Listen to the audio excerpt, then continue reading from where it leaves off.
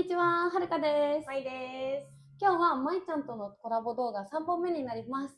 今日は実はコンビニに買い物に行ってきて、一緒にコンビニのご飯を食べながら雑談をしていきたいなと思います。はい、それではまず早速なんですけど、コンビニで買い物している動画もちょっと撮ってきたので、ぜひそちらから見てみてください。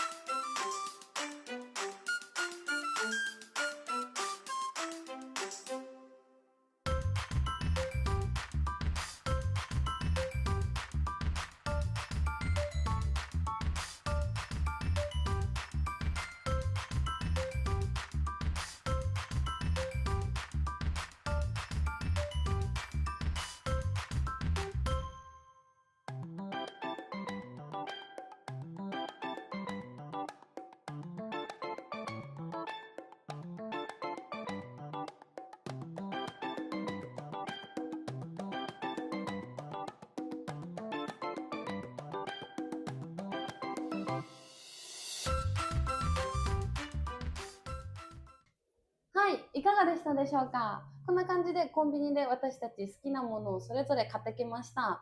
で、早速まずちょっと紹介をしたいなと思います。まず私が買ったのがこれですね。皆さん見えますか？煮卵おにぎりってやつなんですけど、ちょっと渋めなやつですね。渋いっていうのが、なんかこう大人の人、年齢が高い人が好きなメニューのこととかを渋いとかって言うんですけど、そう、そうなの？渋くない？なんか子供が食べてるイメージ。じゃあ全然渋くなかった。そっか。渋めじゃなかったですね。こんな感じで、煮卵おにぎりを買ってきました。で、もう一個がツナマヨのおにぎりです。ツナマヨとかって皆さん聞いたことありますか？大好きです。私も大好きです。おにぎりの定番だよね。うんうんうん、人気メニューの一つのツナマヨおにぎりです。うんうん、で、もう一個がこのベーコンペッパーマカロニサラダっていう、サラダですね。面白い。そうそう、こんなやつがあったので買ってみました。うん、で、あとは私コーヒーが好きなのでアイスコーヒーも買ってみました。まいちゃんも紹介お願いします。はい、私はこれです。1個目、からし高菜。高菜有名なんだっけか？あ、そうそう、博多が有名多分。なのでからし高菜と、いいね。あとこれ私セブンイレブンでめちゃくちゃ好きなおにぎりなんですけど、まいたけご飯。ね、私これ初めて見た。めっちゃ美味しいんですよ。普段あんまり気にしてみたことがなかったかも。ずっと前からあるメニューで大好きですね。あ、そうなんだ。明太子だし巻き卵ですね。めっちゃいい。はい。いいね。じゃあ早速これ今からお昼ご飯一緒に食べながらちょっと雑談をしていきます。はい、それではぜひ楽しんで見ていってください。いただきます。いやーめっちゃ美味しそう。めっちゃお腹空いたんだけど。めっちゃ美味しそう。ねー。だし巻き卵やばい。なんかさ、やっぱコンビニのご飯ってさ、美味しそう。2人とも匂いかい。ね、コンビニのご飯ってちょっとテンション上がるよね。いや、ちょっとわかる。いただきます。美味しい？めっちゃブラックペッパー強い。そうなんだ。美味しい。これ絶対美味しいんだよな。しかもめっちゃ入ってるし、なんか。ほんとだね。ちょっと入ってた。栗。美味しい。どう？うまい？美味しい。美味しいです。うわぁ、でも最近まいちゃんのさ、インスタさ、見てたら、投稿がさ、結構その初級編から上級編までみんなに向けてるじゃん。でもさ、めちゃくちゃみんな見てるというかさ、視聴率がすごくてさ、びっくりしてる。そうだね。でもなんか、最初ほんと初級者向けのものばっかりあげててさ、なんか色の言い方とかね。最近ちょっとなんか表現とか難しめのやつもあげてるんだけど、どっちの方がさ、みんなが見たいのかさ分かってないんだよね。あ、確かにね。見てる人たちのレベル感とかにもよるよね。そうそう、みんながさ、見たいものあげたいじゃん。だけど、どっちなんだろうなと思って、今度聞いてみようかなと思って。あ、いいじゃん。かる。なんかさ、こうやって日本語を発信してるとさ、コンテンツが、その自分が見たいものとか自分が見せたいものだけになっちゃダメじゃん。やっぱりそのみんなが何を見たいのかなとかっていうのを考えなきゃいけなくて、でもそれってさ、やっぱ自分が日本人だからっていうのもあるけどさ、結構難しいよね。そうなんだよね。ね。なんかみんながあげてるものだからさ、需要があるのかなって思ってあげるけど、それがずれてる可能性も全然あるじゃん。どうなんだろうね。ぜひぜひちょっとコメントで聞きたいトークテーマとか教えてください。教えてください。なんか日本語だけじゃなくて、例えばなんだ、こういうシーンが見てみたいとか、日本のこういうのが知りたいとか、なんかね、ちょっとでもいい。別に日本語の先生してるけどさ、日本語だけを教えたいわけじゃなくて、日本を好きになってくれたら嬉しいなって思ってやってるからさ、なんか別に日本語学びたいわけじゃなくても、まあ日本語学ぶプラス、こういうことも知りたいですみたいな方がさ、こっちもやりがいあるし、嬉しいんだよね。わかる。まいちゃんさ、最近ガチャガチャの取り上げてるね。めっちゃね。そうガチャガチャって知ってるかな、みんな。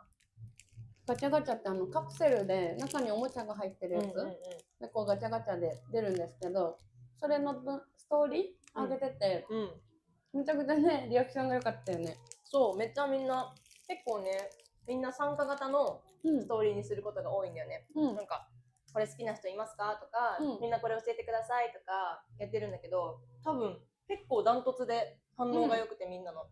だよね。そう、みんなこれ知りたいんだというか好きなんだと思って、そうびっくりした。ちょっとみんななんかガチャガチャとか、他にも何か日本の興味ある文化とかね、あったら私たちせっかくね今一緒に博多に住んでるから、一緒に撮影とか行けたらいいなって思ってるので、そうなんだよね。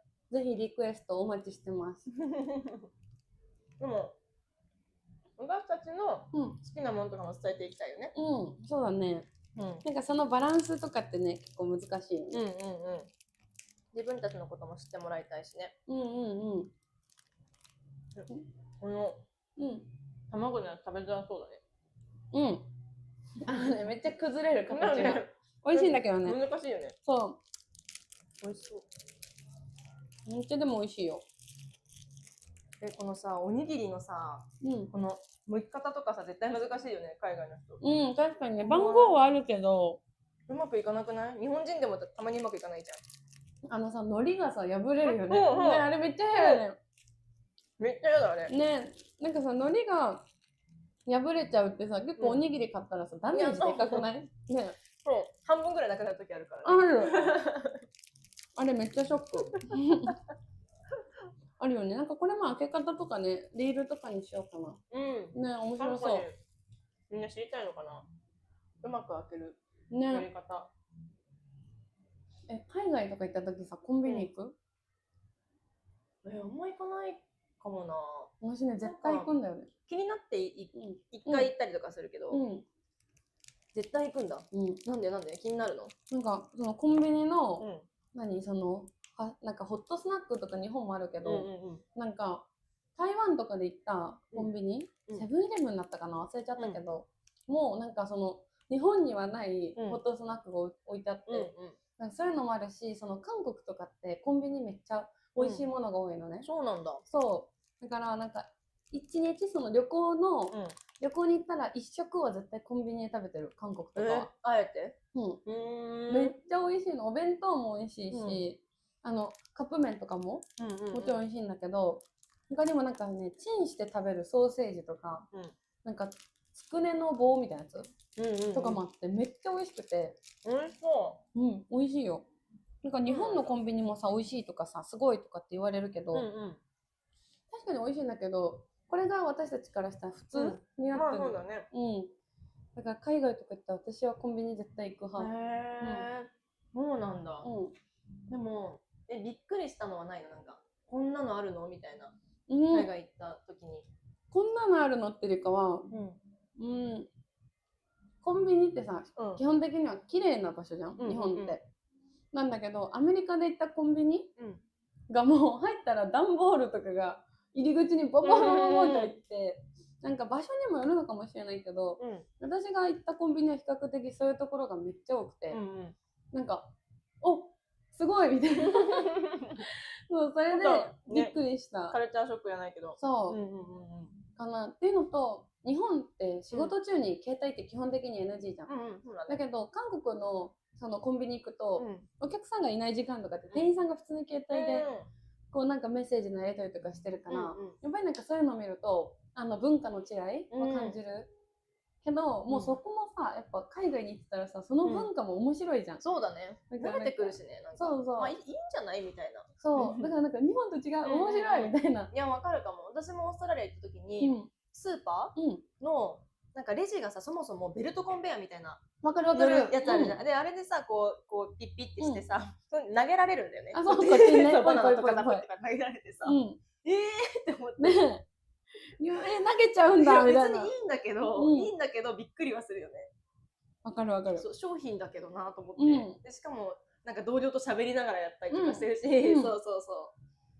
これはね、面白いなと思った。なんかよく言うけど、そのスーパーとか行くとさ、日本ではもうお預かりします、でピピピってして何円です、お会計お願いしますって終わりじゃん。だけどアメリカとか見た時も、なんかそのピアスめちゃくちゃ可愛いねとか、何その T シャツどこで買ったのとか、なんかその短い時間でもめっちゃ話しかけてくれる。なんかそれよく聞くは聞くけど、本当にそうなんだね。そう、本当にそうだった。もうなんか友達みたいな感じで、なんか元気ですかみたいな俳優から始まって、そこなんかそのシャツめっちゃ可愛いね、どこで買ったのとかで、日本だよとか、日本私行ってみたいんだよね、すごいこんなに会話をこうフレンドリーにしてくれるって結構日本では全然ない文化じゃん。だからあれはびっくりした。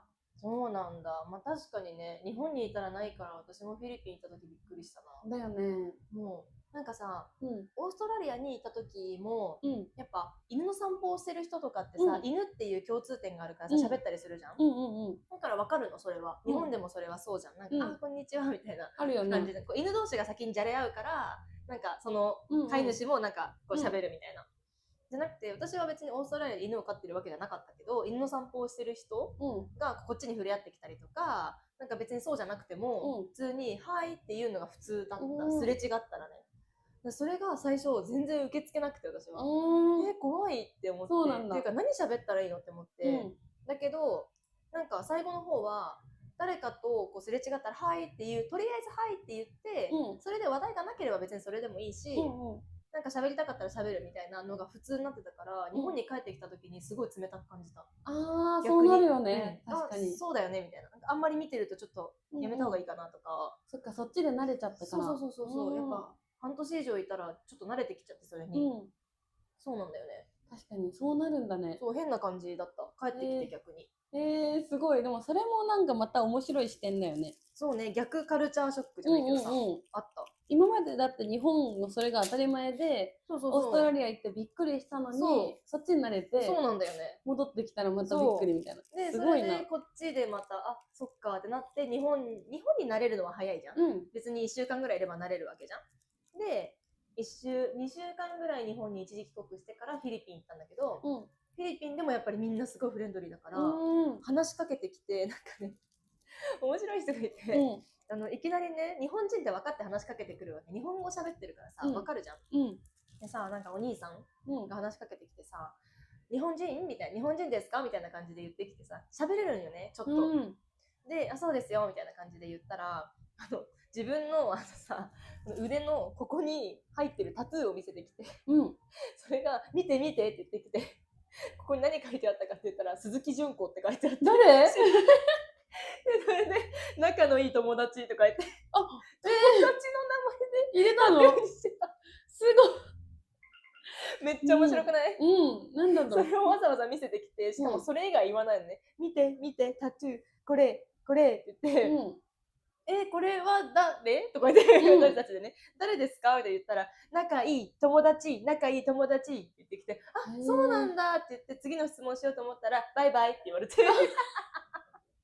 何だったの？話したかったんだよね。そう、日本人にこれを言いたかったんだと思うんだけど、道端で普通に。すごい、めっちゃフレンドリーだよね。あ、そんなんで喋っていいんだと思って。ね。なんかその日本ってやっぱこう他の人と話す時のハードルがちょっと高いじゃん。そうだね。何を話そうとか、なんで話しかけるのかとか。そうだね。でそこがないと相手からしてもちょっと怪しい、なんで話しかけてきたんだろうってなっちゃう部分があるけど、向こうじゃもう挨拶みたいな感じで、はいって。いや本当にそう。鈴木純子のタトゥーで話しかけられると思わなかったもんね。そうだよね、まさかだよね。いや本当にめっちゃ面白かった。すごいな。ショックすぎて。でもまさかね、友達の名前をタトゥーにするなんて。誰って、しかもなんか写真を見せてくれるとかでもないの。なんかこの人だよとか言うわけでもなく、どこで出会ったんだとかでもなく、鈴木純子仲いい友達バイバイってやばいよね。可愛いと思って、いやいいな。そういいよね。そういう雰囲気もね、なんか日本にいたらさ、そういう雰囲気ないけど、それが当たり前じゃん。でもさ、やっぱりそういう話を聞いたり、実際に行くとさ、それがちょっと恋しくなったりするよね。そうなんだよね。やっぱツアーとかでさ、どっか旅行に行ったりとかして、現地のフィリピンの人がいろいろ説明してくれて、でも違うツアーで来た人たちともなんか同じルートになったりしてさ、そっちは今からどこ行くのみたいな話とかされてさ、私たちここ行ってきたよみたいな、どこどこのやつ美味しかったとかさ、めっちゃ言ってくれてさ、みたいな、なんかそんなことも話しかけてくれるし、でも日本人もさ話したくないわけじゃないじゃん、実際。なんか多分海外の人からしたら日本人シャイだし、なんかいつも忙しそうにしてるし、なんかこう話しかけてほしくないんかなって多分思われてる気がする、けど、そういうわけじゃないじゃん。そういうわけじゃない。みんなじゃないかもしれないけど、話しかけてくれたらそりゃ嬉しい、けど自分から話しかける勇気はない、一歩が出ないよね。そうだからさ、別にそういうわけじゃないよね。なんかやっぱ嬉しいよね、そうやって。嬉しい。だからやっぱ自分がね、本当は話したいんだったら話しかけるべきなんだけど、それができないうちはやっぱ話しかけられるとはっってなって、でも嬉しすぎて最初言葉が出なかった。特にそれがさ、英語だったりするとさ、そもそも英語自体があんま喋り慣れてなかったりすると、どうしようみたいな、せっかく喋りかけてくれたのに、申し訳ないみたいな、なるだけで、別に気持ちとしてはめちゃくちゃ嬉しいんだよね。そう話したいんだけど、もうテンションが上がりすぎて、テンパるっていうんだけど、そうね、テンパるね。テンパるっていうのがちょっとこうテンションが上がって、どうしようみたいな、こうパニックになっちゃうみたいな状態をこうテンパるっていうんですけど、嬉しいんだけどテンパっちゃって、ありがとうで終わっちゃうみたいな。あれ、あの後さ、めっちゃ落ち込むんだよね。そうね。なんかもっと喋ればよかったなとか、あれも言えたかもしれないとかせっかく話せたのにみたいな。わかる。なかなか難しいよね、それが。テンパっちゃうよね。せっかくさ、福岡とかさ、めっちゃ外国の方いるじゃん。だからもっと本当は喋りたいなとか、なんかさ、この間、そう、私レストランで働いてたじゃん。で、そのお昼ご飯ランチのレストランだったから、お客さんにこの後どこ行くのみたいな話をするんだけど、そうしたらこの間ね、その韓国の方かな、女の子たちがコメダって言ってて、コメダかと思って、コメダ多分知らないと思うけど、愛知県の名古屋発祥の、コーヒー屋さん、喫茶店みたいな感じかな。だけどさ、なんだろう、日本人からしたらコメダコーヒーってチェーン店じゃん。そうだね。別にって言ったらあれだけどさ、観光できたのに、せっかく福岡に来て、コメダなら名古屋で行ってほしい。愛知県で行くなら発祥だからまあわかるんだけど、そうじゃない、そのわざわざ福岡で行く意味はあんまりないよなって思って、でも多分知らないから、ここ近くにあるよねみたいな、コメダあるよねって言われて、あーってなって教えたんよ。そこチェーン店だから、別に行きたかったら美味しいし広いし席もいいけど、なんかユニークなとこじゃないよみたいな、言ったらありがとうみたいな、知らなかったから、でこっち行くわ、おすすめあるって言われておすすめのとこ教えて、こっち行くわって言ってて、そうよかったと思って、そういうこと多分いっぱいあるんだろうなって思ったの。確かにね。そう絶対知らないんだけどね。そうなんだよね。私たちもだけどさ、海外とか行ったらさ、これはどこのものっていうかはその国のもので捉えちゃうじゃん。だから分かんないけど、そうね。でもそこに住んでる身としてはさ、やっぱここに来たから行ける場所に行ってほしいじゃん。あるよね。なんか食べ物を調べることはするじゃん。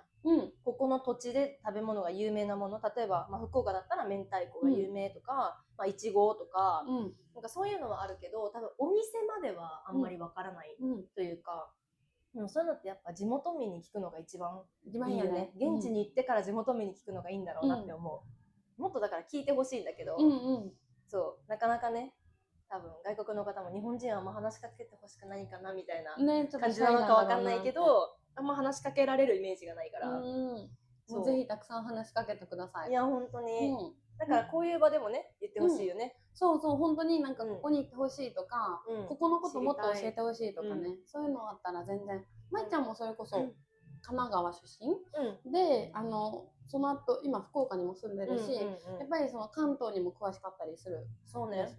東京の方とかも、まあすごい知ってるわけじゃないけど、まあ知ってるし、関東の方の観光地とかも行けたりとかしたから知ってるし、お互い旅行先とかもね、いろんなとこ行ってればさ、あそこはこうだったよとか教えられるし。そうで、私も関西に住んでた、大阪に住んでたことがあるので、それこそ関西全域で、しかも前の仕事が私たち一緒だったんだけど、全国に出張に行くような仕事だった。特に観光地に出張に行く仕事をしてたので、なんかお互いね、その、まいちゃんだったら九州の観光地に詳しかったり、私だったらその関西と中国地方、その私の地元島根とか、広島とかがあるエリアとか、あと九州とかに結構詳しかったりするので、ぜひぜひリクエストとか、あとはここについて旅行に行くから教えてほしいとかがあったらね、なんかさ、意外と気になってるのはさ、バスの乗り方わからないとかさ、ありませんか？ありませんか？なんか意外と行くとこは決めたけど、こっからここってどうやって行けばいいんだろうとか、なんかなんだ、何を使ってどうやって何を買ってとかあるじゃん、多分。意外とわかんないよねって思う。私バスの乗り方って結構日本人も難しいね、迷うよね。だったりとか移動も、例えばちょっとこう福岡から広島行くんだったら、多分新幹線もあるし、電車もあるし、あとは高速バスもあるじゃん。みたいな感じでいろんな行き方があって、どれがいいとか、あとはなんかこう福岡から東京までの間でこう何箇所か寄りながら旅行したいとかってなった時にどこがおすすめとか、そうね、多分いろんなこと気になるかなって。一番効率のいいね、時間がかからない生き方はどれとかね。そうそうそう、そういうのって私たちは日本で住んでるからよく知ってたりとか、前の仕事の知識があったりとかですごく答えれる部分があるかなって思います。実際レッスンでもあったんだよね。今度日本の旅行に行くんだけど、こっからここってこれで行った方がいいかな、どれで行ったら一番いいかなとかっていう相談をしてて、そう別にその人は日本語割と喋れる感じの人だったから、日本語でその話をしてたんですけど、日本語の練習にもなるし、そういうなんか実際リアルに旅程を決める、旅行の日程決めたりとか、どういう風に行くっていうのを決めたりとか、あとはどこに行くって言われたから、そこで私もそこの旅行先行ったことあったから、私が行った時はここが有名だったからここに行ったし、でもここは行きたかったけど行けなかったからもしよかったら行ってみてくださいみたいな話をしたら、本当に行ってくれて、マジか。そうで、この間のレッスンの時に行ったんですよって写真見せてくれて、嬉しい。そうめっちゃ嬉しい。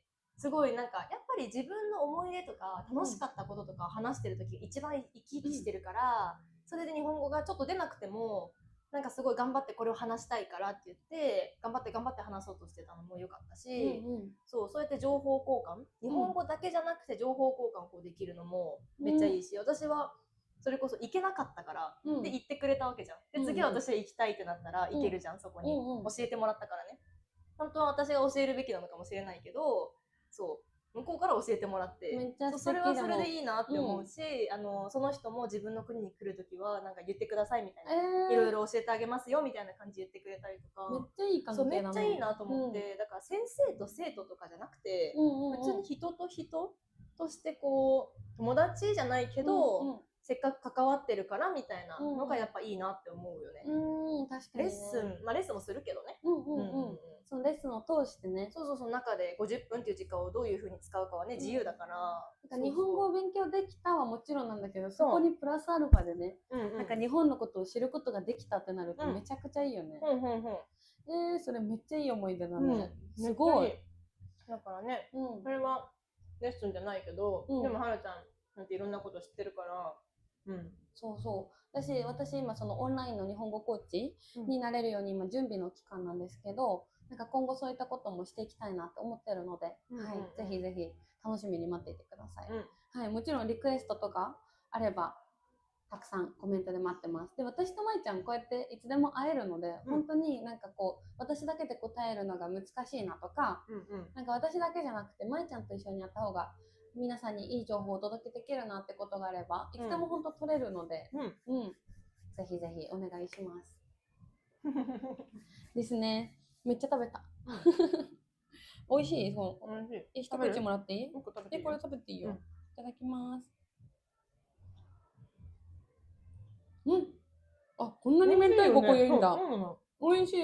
なんかさ、舐めてたじゃないけどさ、コンビニだから別にまあって思ってたらさ、すごいハードルは上げてなかったけど、めっちゃ美味しいよね。美味しい。これも美味しい。博多って明太子が有名じゃん。やっぱいいね。こういうコンビニもさ、その地域限定のもの出てるじゃん。美味しいこれ。でさっきさ、セブンじゃなくファミマかな、どっかでさっき高菜が有名だったじゃん。高菜と明太子のおにぎりだったからね。マジで？高菜と明太子どっちも入ってるおにぎりがあった。あ、そんなんあったんだ。わ、見とけばよかった。気になるよね。絶対美味しいもん。はい、こんな感じで私たち普段もこんな感じでずっとのんびりおしゃべりをしてます。いかがでしたでしょうか？